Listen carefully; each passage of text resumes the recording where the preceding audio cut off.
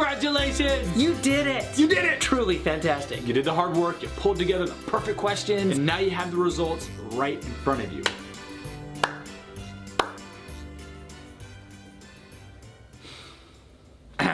Now what? Don't worry, we see this happen all the time in the industry. You've done the survey, you have the results, what's the next step? Before we get to the things that you should do, here's a nice list of things that we've seen that you shouldn't do. Definitely don't leverage the I told you so moment over your CEO's head. Don't use it as a way to fire the people that you don't like at the organization. And the absolute worst thing you could do with the results is nothing. Don't do nothing. Is that right, grammar? Instead of using this report to appropriately assign blame, let's use it to create actionable next steps to truly enhance the organization's culture and productivity. At Fortune, when we consult with our clients, we always like to start with the 4 Ps of engagement analysis. What we like to call them actually is the 4 Ps of ARG, the crow's nest. That's not a thing, we don't call it that. No, but you know when you're in the crow's nest and you can see everything? No, it's just the 4 Ps of engagement analysis. Peruse, problem, pattern, and party. The first thing we want to do is get a 30,000-foot view of our organization, so we use the word peruse. As you look at your findings, does anything surprise you? Does it pass that gut check? Does it kind of confirm, or is it contradictory to the findings that you were expecting to come up with? We like to call it the gut check.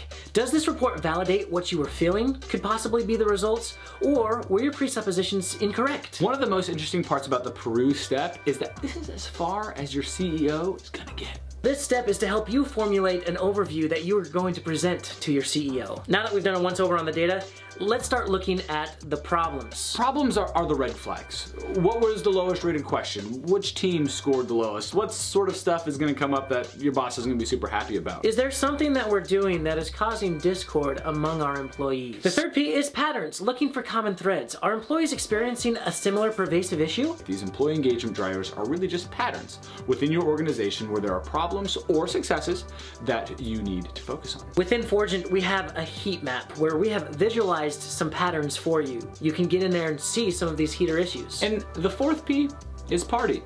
It's your opportunity to celebrate the wins, finding those good patterns and celebrating them with your team to say, hey guys, listen, it's not all bad news. We're doing some great stuff. Let's be recognized for it. It's important to celebrate your successes, even the little ones. The 5th P is pirate. Okay, you're done. Everything that we've done to this point is leading into this next step, which is act. It's true. None of this data is any good if we don't act on it. If you don't care enough to change, why'd you even ask in the first place? Think of the message that this sends your employees. I ask for your opinion, but I don't care enough to listen. It's a huge breach of trust.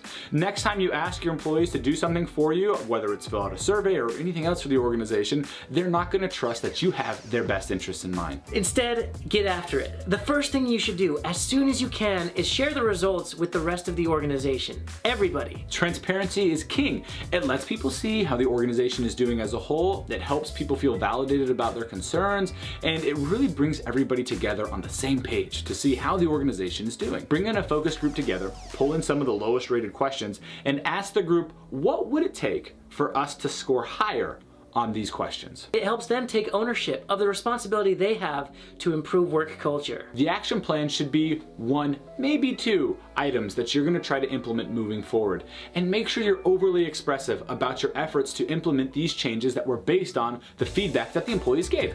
This way employees know that you're actually trying to do something with the data that they took time and effort to provide. The best part is, now that you've identified the problem, you can check in with them more than once a year to monitor their progress. Organizations that do this successfully see immense benefits: higher productivity, more engaged employees, reduced turnover, increased profitability, more innovation, and on the whole, an organization that just has that vibe of a place that you want to be. You can do it. If you need additional help, don't hesitate to reach out. Stay tuned for more great content.